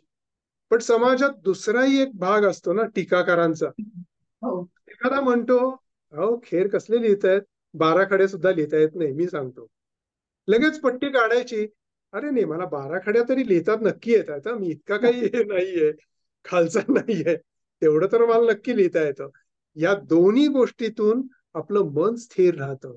कुणी टीका केली म्हणून आपण काय म्हणतात आपण खचून जात नाही, किंवा फार मोठं कौतुक केलं म्हणून आपण हुरळून सुद्धा जात नाही. हे माझ्या वडिलांनी दिलेला कानमंत्र हा सतत माझ्या कानात असतो. त्यामुळे हा जर का जोपासला, विशेषतः तरुणांनी जोपासला, आणि आपला प्रॉडक्ट जे काही करायचंय त्याच्यावर प्रचंड मेहनत जर का करून आपण आपला प्रॉडक्ट, ज्याला मी म्हणतो की तो म्हणजे कुठलंही असो, पुस्तक असो नाही तर काही असो, तो जर का आपण उत्तमपणे कष्ट करून केला तर त्याला एक ना एक दिवस त्याला तो उचलला जातोच जातो. आणि अशा वेळेस आपले पाय मात्र उचलले जाता कामा नयेत. हाच माझ्या वडिलांचा जो संदेश आहे त्याच्यातून आजच्या मुलाखतीची माझ्या दृष्टिकोनातून मी सांगता करतो. तुम्ही माझ्या शो मध्ये येऊन गप्पा मारल्या त्याबद्दल मी तुमची खूप आभारी आहे. तुमच्या आगामी पुस्तकांसाठी आणि तुमच्या वेबसाईट वरून मला कळलं की तुम्ही लवकरच पॉडकास्टिंग सुरू करणार आहात, त्यासाठी अनेक शुभेच्छा. धन्यवाद. मी पण मला खूप दिवसांनी अशी मुलाखत घेतली गेली.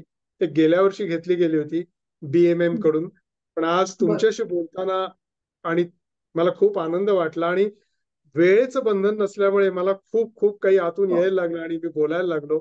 जे काय चांगलं वाईट असेल तर आपण समजून घ्या. आपल्या सगळ्या श्रोत्यांना माझा नमस्कार, आणि पुन्हा केव्हा तरी असेच भेटू. आणि आपलेही मनपूर्वक आभार. नमस्कार.